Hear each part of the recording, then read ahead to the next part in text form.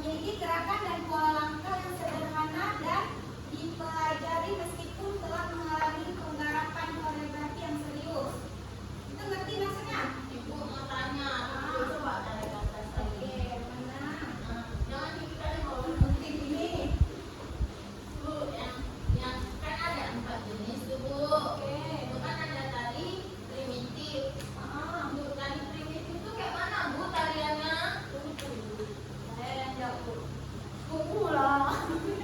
Oke, sebelum ibu jelaskan ada yang bisa menjawab. Ibu punya Coba dulu Dwi. contohnya tuh tari dari Papua. Tonton. Papua tuh. Enggak, itu kan tonton dari Papua dia primitif. Penjelasan yang lain ada yang tahu? Ibu jelasin. Ibu lah.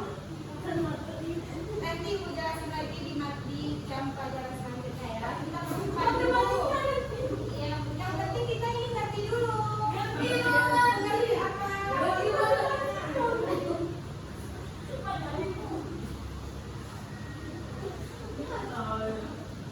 Baik, ada yang bisa menyimpulkan? Oh, aku nampak Yuda. Coba, siapa? Penny bisa? Tari tradisional. Oh nggak bisa Bu saya aja. Tari tradisional adalah suatu tarian yang berasal dari masyarakat atau daerah yang sudah turun-temurun dan telah menjadi budaya masyarakat setempat. Tari kreasi adalah tarian pengembangan dari tari rakyat atau tari tradisional. Oke, kesimpulannya kita jelaskan. Ya, Bu. Kita berarti ini kan materi sudah ibu kasih semua nih. Iya. Nanti di minggu depan kita buat tari kreasi. Bisa? Bisa. Iya.